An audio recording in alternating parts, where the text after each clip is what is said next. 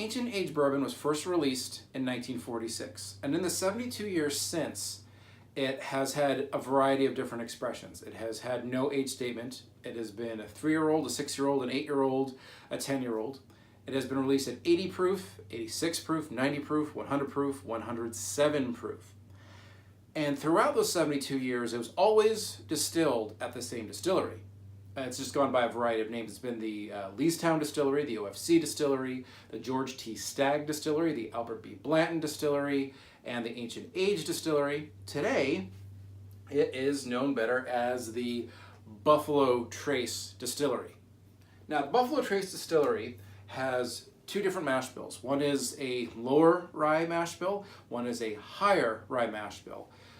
The Ancient Age products go with the higher rye mash bill, which tends to be around 15% rye.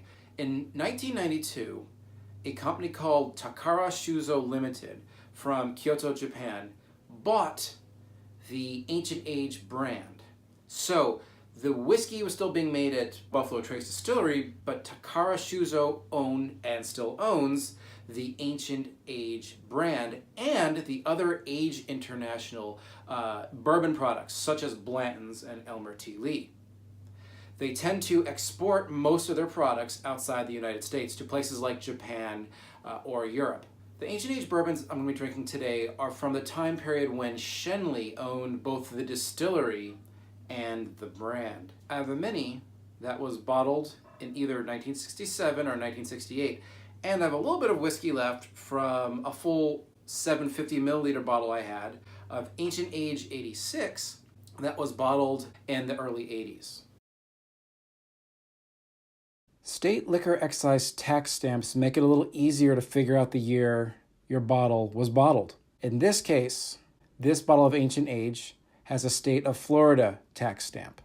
A signature of the Florida Beverage Director appears at the bottom of every Florida liquor tax stamp. In this case, it's the signature of Don D. Michaeljohn, who was only the beverage director in 1967 and 1968. I don't have any fancy close-ups of my other bottle of Ancient Age, being that I tossed the bottle 4 years ago, but the alcohol is measured in proof, which puts it before 1990. The liquid volume is measured in milliliters, which puts it 1980 or later. Meanwhile, the pink federal tax stamp had the words tax paid and distilled spirits on it, which sets it 1982 or earlier. Thus, the bottle is from between 1980 and 1982. Ancient Age 6-year-old bourbon, bottled in 1967 or 1968.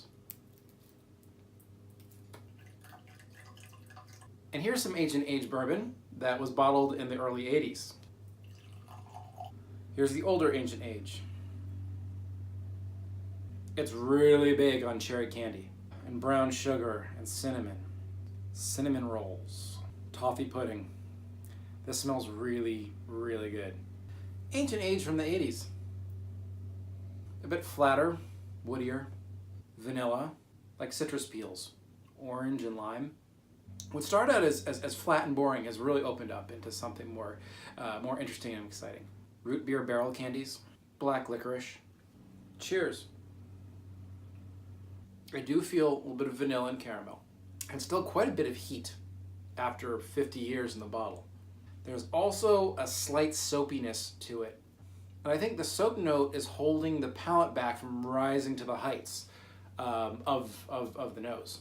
The palate gains a spiciness, both a baking spice and like a cayenne pepper.